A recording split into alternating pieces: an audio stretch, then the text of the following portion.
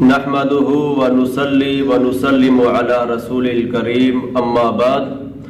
ترجمان مسلک اہل حدیث فضیلت الشیخ ڈاکٹر عبدالحفیظ سمو حفظہ اللہ تعالیٰ نے اپنی متعدد تقاریر میں یہ بات دلائل سے واضح کی ہے کہ حنفی لوگ عقائد کے لحاظ سے مرجی ہیں۔ ڈاکٹر صاحب حفظہ اللہ تعالیٰ کی متعدد تقاریر میں سے ایک تقریر پر ایک دیوبندی نے چند دن پہلے کچھ اعتراضات کیے تھے۔ چونکہ اس دیوبندی کی یہ تقریر جہالت پر مبنی تھی، اس لیے ہمارا یہ پروگرام تھا کہ اس کا جواب نہ دیا جائے تو بہتر ہے، لیکن بعض احباب کا شدت سے یہ اصرار رہا کہ اس کے متعلق بعض باتوں کی وضاحت کی جائے، لہذا ان کی خواہش کی تکمیل کرتے ہوئے میں بعض باتوں کی وضاحت کیے دیتا ہوں۔ یہ بات برحق ہے کہ حنفی لوگ عقائد میں مرجی ہیں۔ جو عقائد مرجیہ فرقے کے ہیں وہی عقائد ان حنفیوں کے ہیں۔ عقائد کے لحاظ سے یہ مرجی ہیں، بے شمار ان کے ایسے عقائد ہیں جو عقائد مرجیہ کے ہیں۔ اسی وجہ سے ائمہ محدثین نے، سلف صالحین نے حنفیوں کو اور حنفیوں کے امام ابو حنیفہ رحمۃ اللہ علیہ کو مرجی قرار دیا ہے۔ میں آپ کے سامنے چند باتیں پیش کروں گا۔ سب سے پہلی بات یہ ہے کہ مرجیہ کا عقیدہ ہے کہ ایمان میں نہ کمی ہوتی ہے اور نہ ہی زیادتی، اور اسی طرح اعمال ایمان میں داخل نہیں۔ بعینی یہی عقیدہ حنفی لوگوں کا ہے۔ یہی لوگ کہتے ہیں کہ ایمان میں نہ کمی ہوتی ہے اور نہ ہی زیادتی، اور اسی طرح اعمال ایمان میں داخل نہیں۔ ڈاکٹر صاحب حفظہ اللہ تعالیٰ نے اپنی تقریر میں امام ابو حنیفہ رحمۃ اللہ علیہ کی طرف منسوب کتاب الفقہ الاکبر کا حوالہ دیا تھا کہ اس کے اندر یہ عقیدہ موجود ہے۔ مولوی موصوف نے اس کا انکار نہیں کیا اور اس کا کوئی جواب بھی نہیں دیا، صرف اپنی طرف سے تشریحات پیش کی، اپنی طرف سے توضیحات پیش کی۔ ہم کہیں گے مولوی صاحب یہ توضیحات اور یہ تشریحات اپنے پاس رکھیں۔ امام صاحب نے اس طرح کی کوئی توضیح پیش نہیں کی، کوئی بھی تشریح پیش نہیں کی۔ امام صاحب نے تو دو ٹوک الفاظ میں یہ کہا ہے کہ ایمان میں نہ کمی ہوتی ہے اور نہ ہی زیادتی، دو ٹوک الفاظ میں فرمایا ہے، اور یہ تشریح آپ اپنی طرف سے کر رہے ہیں۔ اسی طرح حنفیوں کی جو معتبر ترین کتب ہیں ان میں بھی یہ عقیدہ موجود ہے بغیر کسی تشریح کے۔ ان کی معتبر کتب میں سے ایک کتاب ہے عقیدہ طحاویہ۔ امام طحاوی نے عقیدہ پر کتاب لکھی ہے۔ حنفیوں کے یہاں یہ مسلمہ کتاب ہے۔ اعجاز گھمن دیوبندی نے بھی اپنی کتاب میں اس کا ذکر کیا ہے اور کہا کہ اس میں ہمارے عقائد موجود ہیں۔ اس کتاب میں امام طحاوی ایمان پر بحث کرتے ہوئے فرماتے ہیں والایمان هو الاقرار باللسان والتصدیق بالجنان۔ فرماتے ہیں ایمان دو چیزوں کا نام ہے، زبان سے اقرار کرنا اور تصدیق کرنا، اور عمل کو انہوں نے داخل ہی نہیں کیا، عمل کا ذکر تک نہیں کیا، صرف دو چیزوں پر اکتفا کیا۔ مطلب یہ ہوا کہ ان کے نزدیک نہ ایمان میں کمی ہوتی ہے اور نہ ہی زیادتی، اور اسی طرح عمل ایمان میں داخل نہیں۔ اگر داخل ہوتا تو اس کا ذکر کر دیتے، ذکر نہیں کیا۔ پھر اس کتاب کی شرح مشہور حنفی عالم ابن ابی العز انہوں نے لکھی۔ انہوں نے اس کی شرح کے اندر لکھا، فرماتے ہیں فَذَهَبَ مَالِكٌ وَشَافِعِيُّ وَأَحْمَدُ وَالْأَوْزَاعِيُّ وَإِسْحَاقُ بْنُ رَاهِوَةَ وَسَائِرُ أَهْلِ الْحَدِيثِ وَأَهْلُ الْمَدِينَةِ وَأَهْلُ الظَّاهِرِ وَجَمَاعَةٌ مِّنَ الْمُتَكَلِّمِينَ۔ فرماتے ہیں امام مالک، امام شافعی، امام احمد، امام اوزاعی، امام اسحاق بن راہوے اور تمام محدثین اور اہل مدینہ، ان کا موقف یہ ہے الی انہ تصدیق بالجنان و اقرار باللسان و عمل بالارکان، کہ ایمان کے اندر تین چیزیں داخل ہیں، زبان سے اقرار کرنا اور اسی طرح دل سے تصدیق کرنا اور اسی طرح عمل کرنا، عمل کو بھی انہوں نے داخل کیا ہے۔ یہ آپ کے عالم ابن ابی العز فرما رہے ہیں کہ جمہور محدثین نے اور الحدیث نے بلکہ تمام محدثین نے یہ کہا ہے کہ ایمان 3 چیزوں کا نام ہے۔ آگے فرماتے ہیں وَذَابَ كَثِيرٌ مِّنْ أَصْحَابِنَا، اور اسی طرح ہمارے بے شمار ہمارے ساتھی یعنی ہمارے مقلدین حنفی وہ اس بات کی طرف گئے جس کا امام طحاوی نے ذکر کیا ہے، انہ الاقرار باللسان والتصدیق بالجنان، اس بات کی طرف گئے ہیں کہ زبان سے اقرار کرنا اور تصدیق کرنا، عمل کو داخل نہیں کیا۔ فرماتے ہیں یہ عقیدہ ہے وَإِلَى هَذَا ذَهَبَ ابو منصور الماتردی، اسی کی طرف ابو منصور ماتردی گئے ہیں، وَيُرْوَى عَنْ أَبِي حنیفہ، اور امام ابو حنیفہ سے بھی یہی عقیدہ مروی ہے۔ امام ابو حنیفہ کا بھی یہی عقیدہ تھا کہ ایمان کے اندر عمل داخل نہیں، ان 2 چیزوں کو ایمان قرار دیتے ہیں۔ یہ آپ کی معتبر ترین کتاب ہے، اس کے اندر یہ بات موجود ہے۔ آپ کے امام طحاوی رحمۃ اللہ علیہ نے جس کے متعلق آپ کہتے ہیں کہ انہوں نے عقائد وہی لکھے ہیں جو امام ابو حنیفہ کے تھے، انہوں نے عمل میں ایمان کو عمل میں داخل نہیں کیا، عمل کو ایمان میں داخل نہیں کیا، عمل کو ایمان میں داخل نہیں کیا۔ پھر آپ کے ابن ابی العز حنفی انہوں نے یہ وضاحت کی کہ جمہور محدثین بلکہ تمام محدثین وسائر اہل الحدیث تمام محدثین ان کا یہ موقف تھا کہ ایمان کے اندر 3 چیزیں داخل ہیں، لیکن ہمارے امام ابو حنیفہ اس چیز کو نہیں مانتے۔ پھر عقیدہ طحاویہ کی شرح ابن باز رحمۃ اللہ علیہ نے لکھی، اور اسی طرح صالح بن فوزان حفظہ اللہ تعالیٰ نے، اور متعدد عرب علماء نے شرح لکھی۔ انہوں نے شرح میں اور تعلیقات میں یہ بات واضح کی کہ حنفیوں کے نزدیک عمل ایمان میں داخل نہیں، یہ لوگ ایمان میں کمی اور زیادتی کے قائل نہیں ہیں، یہ بات انہوں نے واضح کی۔ تو مولوی صاحب سے گزارش ہے کہ آپ اپنی کتاب عقیدہ طحاویہ پڑھیں اور ان کی شرح پڑھیں، پھر عقیدہ طحاویہ پر ابن باز کی جو تعلیقات ہیں وہ پڑھیں، صالح بن فوزان کی شرح وہ پڑھیں، اور دیگر عرب علماء کی جو شروحات ہیں اور تعلیقات ہیں ان کا مطالعہ کریں۔ آپ کے سامنے یہ بات واضح ہو جائے گی کہ اس معاملے میں حنفیوں کا وہی عقیدہ ہے جو مرجئہ کا عقیدہ تھا۔ اور اسی طرح میں آپ کے سامنے دوسرا حوالہ رکھتا ہوں انہی کی کتاب سے، ان کی مشہور تفسیر ہے، مشہور ان کی تفسیر رول مانی کے اندر یہ بات موجود ہے۔ وہ اس عقیدے پر بحث کرتے ہوئے کہتے ہیں کہ ایمان میں کمی اور زیادتی کے حوالے سے کہتے ہیں کچھ لوگ ایمان میں کمی اور زیادتی کے قائل ہیں اور کچھ قائل نہیں۔ جو لوگ قائل ہیں ان کا تعداد بیان کرتے ہوئے فرماتے ہیں وہ مذہب الجم الغفیر، یہ بے شمار ائمہ کا مذہب تھا، من الفقہاء والمحدثین، فقہاء اور محدثین میں سے بے شمار کا یہ مذہب تھا، ایمان میں کمی اور زیادتی ہوتی ہے، یہ مذہب تھا۔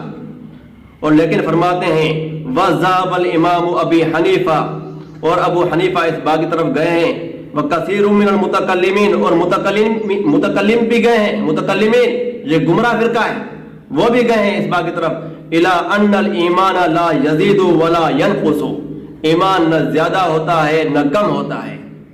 اب دیکھیں آپ کے آلوسی نے یہ بیان کر دیا کہ امام ابو حنیفہ کا مذہب اہل سنت کے خلاف تھا، ائمہ محدثین کے خلاف تھا، یہ آپ کے طحاوی نے بھی بیان کیا، ابن ابی العز نے بھی بیان کیا، اور آپ کے امام آلوسی رحمت اللہ علیہ نے بھی بیان کیا۔ پھر امام آلوسی رحمت اللہ علیہ آگے زبردست بات ذکر کرتے ہیں، کیونکہ کئی حنفی آپ کو یہ کہیں گے کہ یہ امام صاحب کا جو اہل سنت سے اختلاف تھا یہ لفظی اختلاف ہے، لفظی اختلاف نہیں ہے بلکہ یہ حقیقی اختلاف ہے، اصولی اور اعتقادی اختلاف ہے۔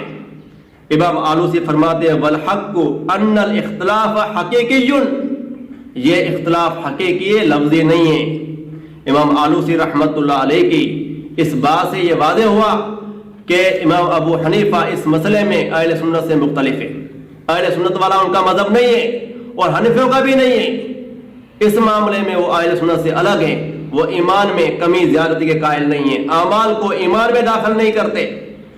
اسی طرح تیسرا حوالہ دور حاضر کے دیوبندی عالم کا، جسے یہ شیخ الاسلام کہتے ہیں، مفتی تقی عثمانی۔ مفتی تقی عثمانی کی معروف کتاب انعام الباری، جو بخاری کی شرح انہوں نے لکھی ہے انعام الباری، اس کے اندر تقی عثمانی کہتے ہیں کہ دو معروف مذاہب ہیں، ایک مذہب محدثین کا ہے اور امام بخاری وغیرہ کا ہے۔ محدثین کا جس طرح امام بخاری نے ذکر کیا کہ یزید و ینقص، ایمان زیادہ بھی ہوتا ہے کم بھی ہوتا ہے، اور دوسرا مذہب متکلمین کا اور ابو حنیفہ کا، لا یزید ولا ینقص۔ معلوم ہوا کہ امام ابو حنیفہ اس مسئلہ میں اہل سنت سے بالکل علیحدہ ہیں، بالکل علیحدہ ہیں۔ اور آگے مفتی تقی عثمانی صاحب یہ کہتے ہیں کہ یہ اختلاف لفظی ہے۔ تقی عثمانی کی اس بات کا رد امام آلوسی نے کیا ہے، یہ اختلاف لفظی نہیں ہے بلکہ حقیقی اختلاف ہے۔ یہاں پر اس بات کی بھی میں وضاحت کر دوں کہ جو شخص مومن ہے، ایمان لایا، پھر کبیرہ گناہ کا مرتکب ہے، کبیرہ گناہ کرتا ہے، تو وہ ایمان سے خارج ہوگا کہ نہیں؟ جیسا کہ مولوی صاحب نے یہ سوال کیا تھا، تو ہمارے نزدیک وہ ایمان سے خارج نہیں ہوگا بلکہ ناقص الایمان ہوگا، اور خارجوں کے نزدیک ایمان سے خارج ہو جائے گا۔ ہمارے نزدیک ناقص الایمان ہوگا، اور یہی ائمہ اسلاف کی تحقیق ہے، محدثین کی تحقیق ہے۔ دوسری بات یہ کہ حنفیہ مرجئہ ہیں، ان کی دوسری دلیل اور ان کا عقیدہ ہے کہ ایمان میں کمی اور زیادتی نہیں ہوتی، اس بات کو ثابت کرنے کے لیے دوسری دلیل آپ کے سامنے پیش کروں کہ امام ابو حنیفہ رحمت اللہ علیہ کا ایک قول 3 کتب میں ملتا ہے۔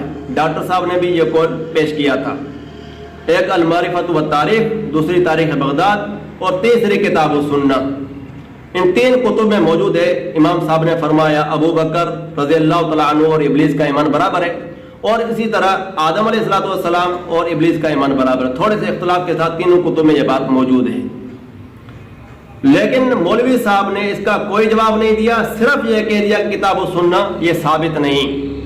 تو مولوی صاحب ہماری آپ سے گزارش ہے کہ یہی قول دوسری دو کتب میں موجود ہے، 2 اور کتب میں موجود ہے، ان کا بھی آپ انکار کر دیں، کیونکہ انکار کرنا یہ آپ کے لیے مسئلہ ہی نہیں ہے، انکار کرنا یہ آپ کے لیے بالکل آسان ہے۔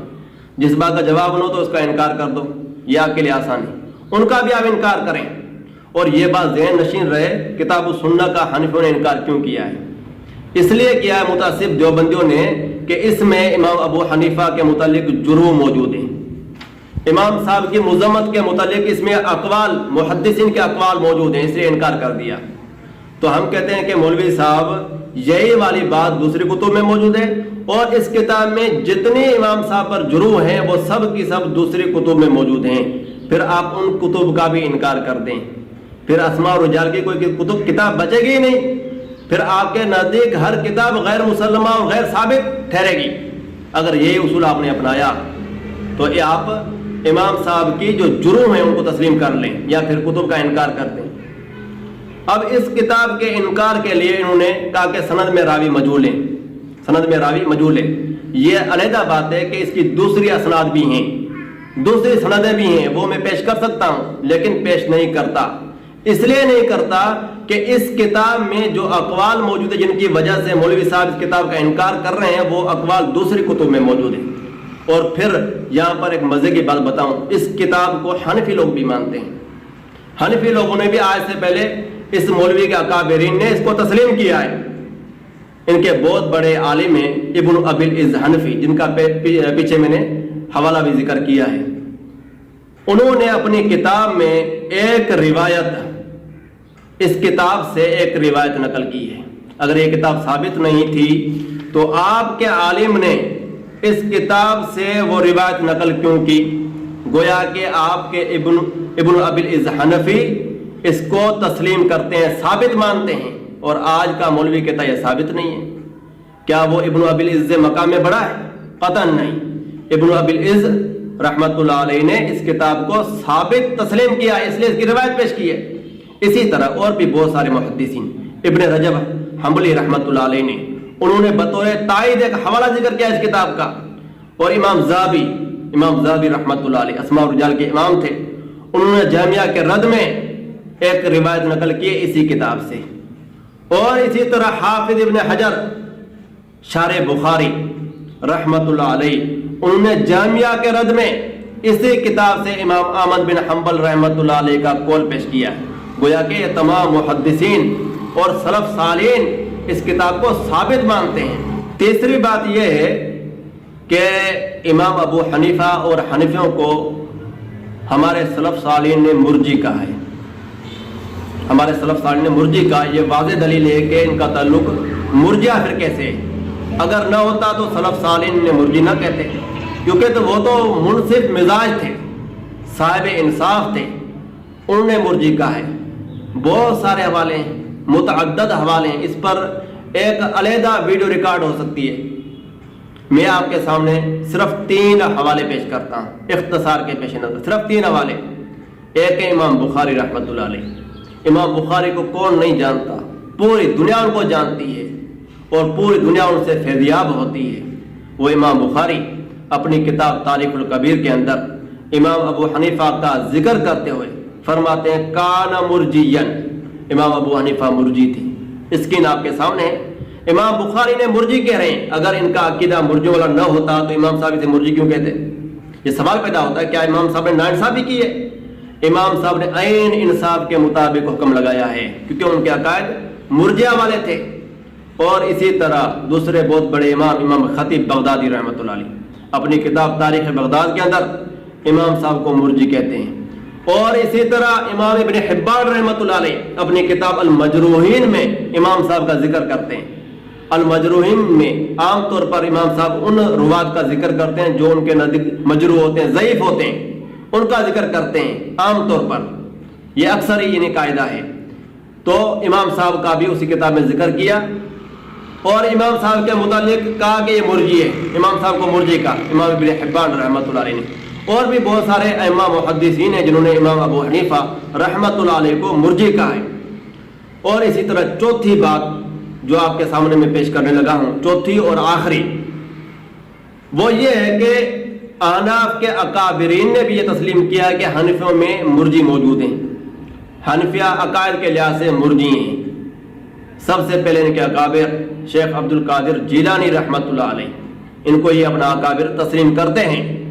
انہوں نے اپنی کتاب غنیۃ الطالبین کے اندر انہیں مرجی کہا ہے۔ اور اسی طرح دیوبندیوں کے بہت بڑے عالم مولانا عبد الحی لکھنوی رحمۃ اللہ علیہ الرفع و تکمیل اپنی کتاب میں یہ کہا ہے کہ حنفیوں میں مرجی لوگ بھی موجود ہیں، حنفیوں میں مرجی بھی موجود ہے، شیعہ بھی موجود ہیں، یہ آپ کے عبد الحی لکھنوی صاحب کہتے ہیں۔ اس سے معلوم ہوا کہ حنفیوں کا مرجی ہونا ایسی حقیقت ہے جس کا انکار نہیں کیا جا سکتا، قطعاً نہیں کیا جا سکتا۔ ہاں ادھر ادھر کی کیل و کال چونکہ چنانچہ یہ ہو سکتی ہے، لیکن حقائق پیش نہیں ہو سکتے۔